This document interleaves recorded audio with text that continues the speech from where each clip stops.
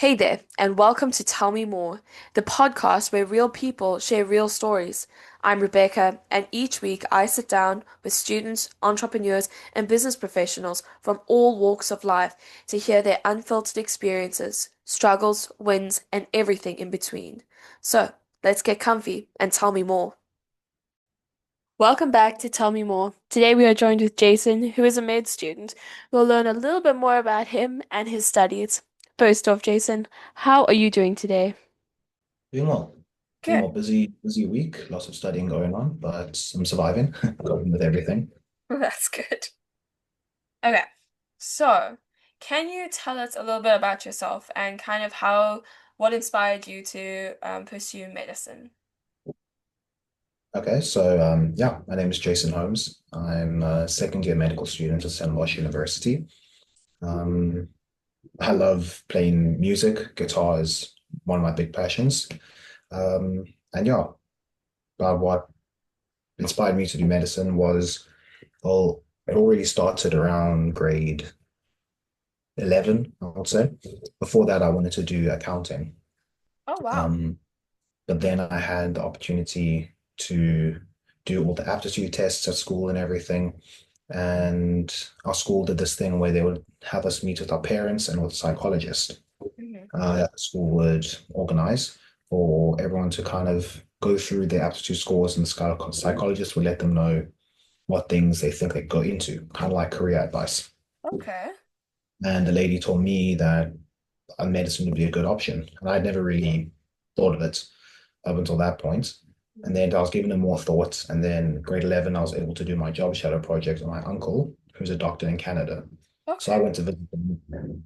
And while I visited them, I was able to job shadow. I just loved what he did. It was a tough journey.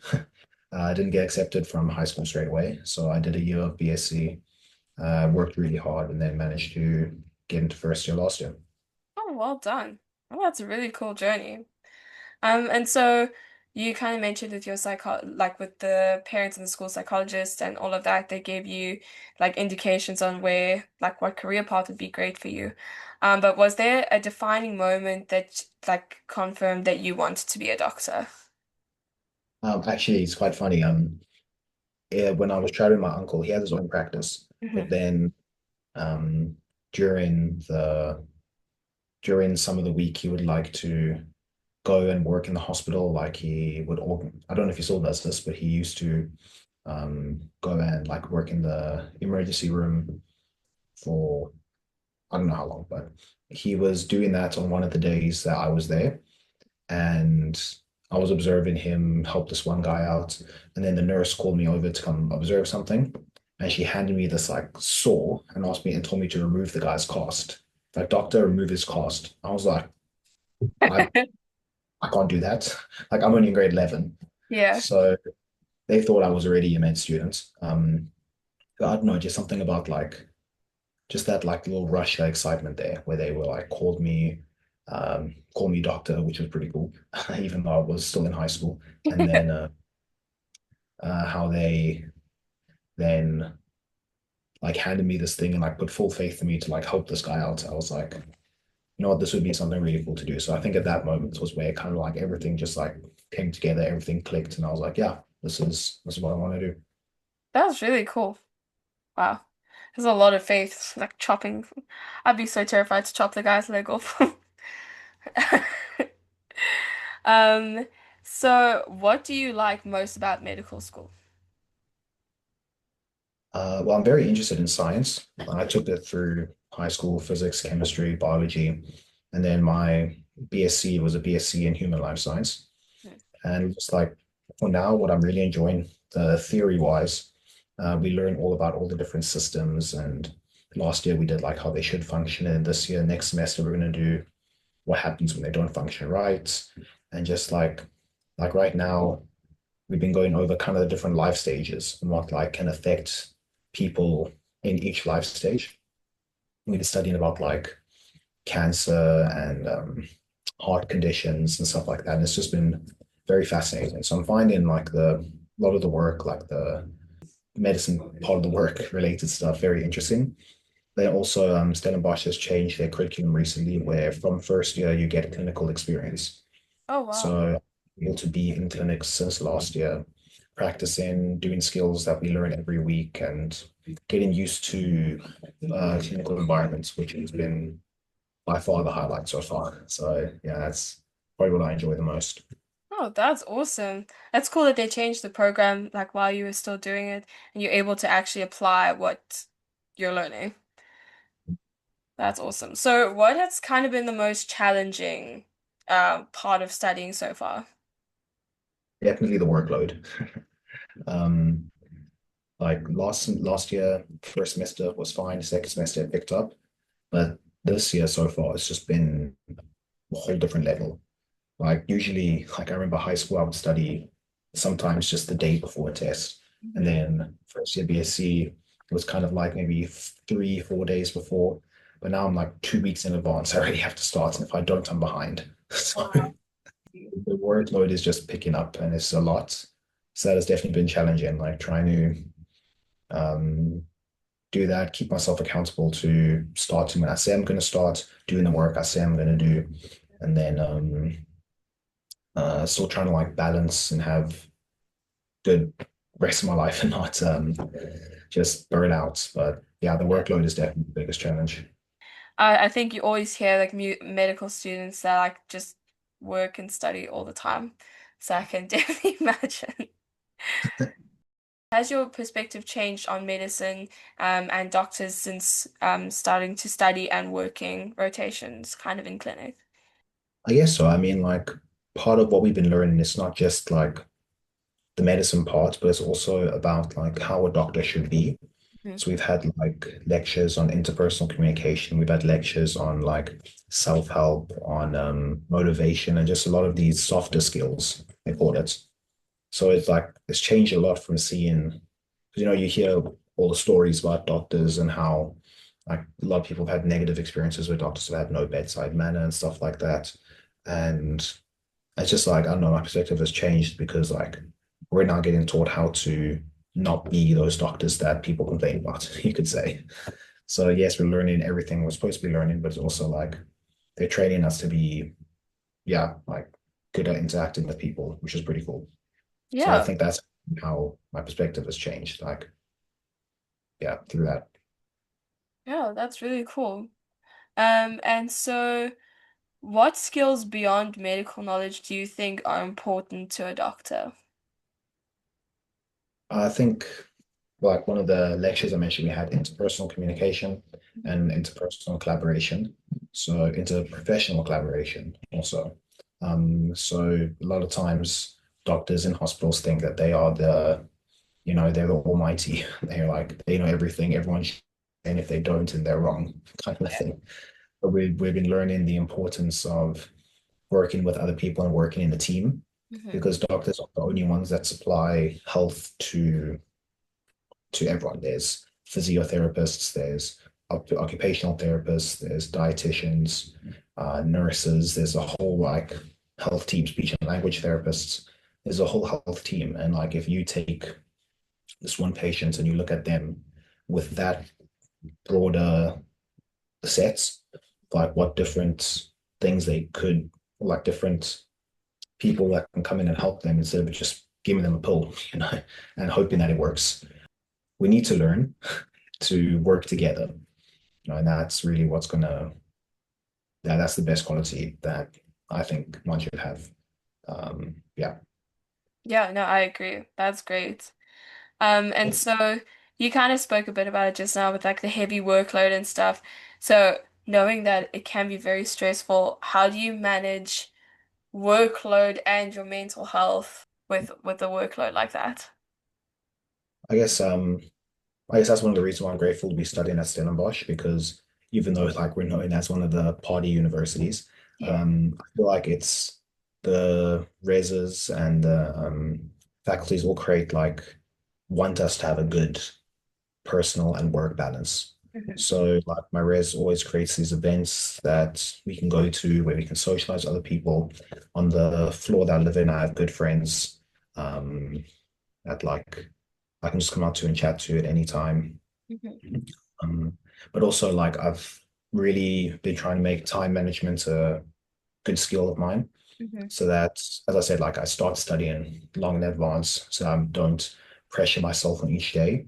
And Hmm. then I still have time to like um, do other things. Like I have time to go practice skills in the skills lab. I have time to play guitar. I have time to play sports. I have time to be with my friends and still get everything done that I need to be done in the same time. So definitely time management is something that's helped me a lot. And then just also like the activities of the race has helped me make time to get out of my room, get out of the library, and yeah, just take a break.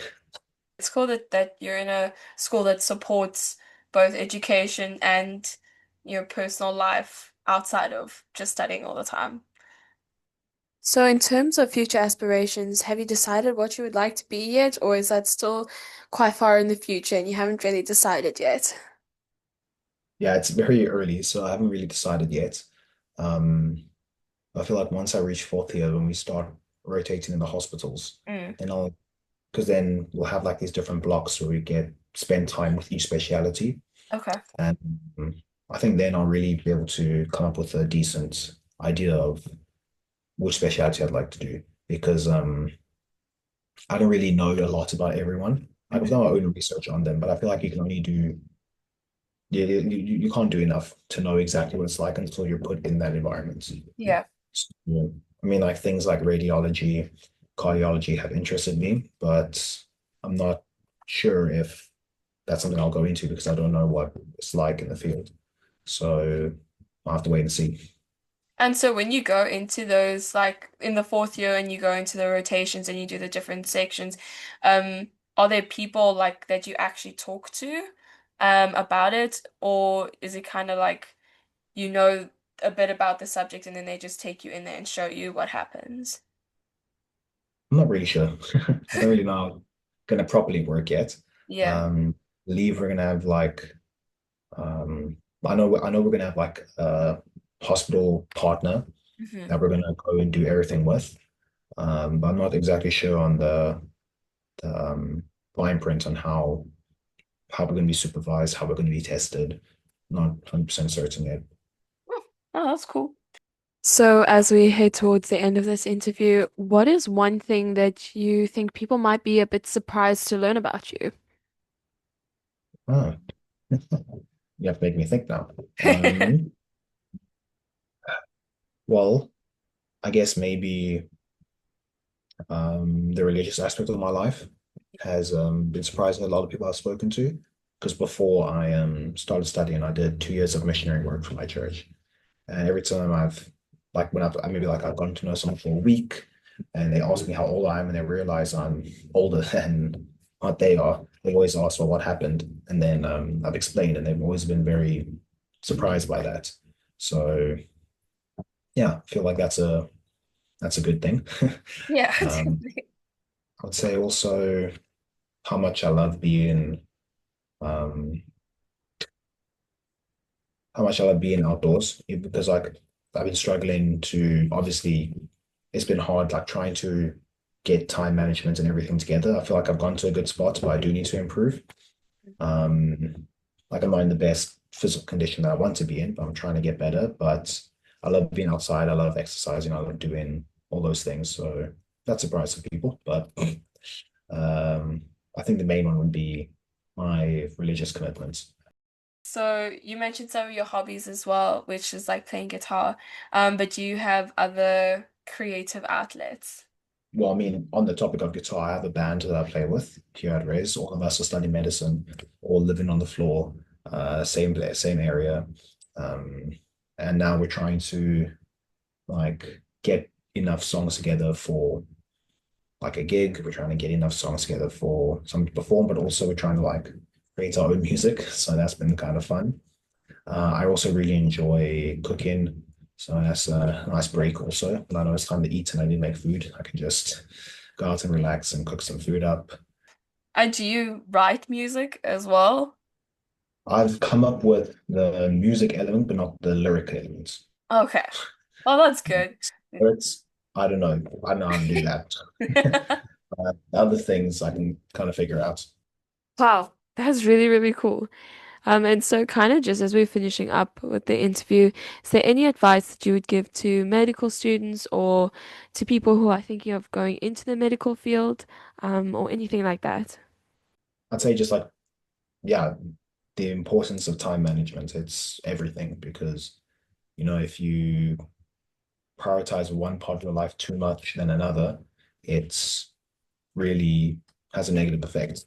Like if you prioritize your social life too much, you're gonna fall behind in academics, you're gonna be cramming before a test, and then you might fail, you might have to repeat a year. Whereas if you focus on your academics too much, you're gonna get burnt out, and then you're gonna just have no desire to do anything after that.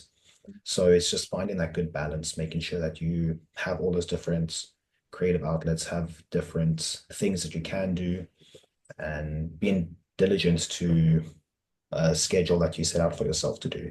Like if you say you need to do this today, do it. Because if you don't, it's going to catch up on you. And it's just a Yeah. snowball effect. Snowball gets bigger and bigger and bigger as it rolls down. So if you just procrastinate and you prioritize one thing more over the other, it will just be bad for everyone. Well, thank you so, so, so much. That was really, really great advice. Well, thank you so much for being on the podcast. It has been amazing to hear from you and learn from you and just learn about your experiences and your creative outlets. And we are all wishing you the best with your band and your music writing and your set list and all the best in your career, your studies. And I can't wait to see what you become. Thank you so much for being on the podcast. Thank you. You too. Thank you so much to all our listeners and viewers. We are so excited to go and take this journey with you all, and we can't wait to see where the next podcast takes us.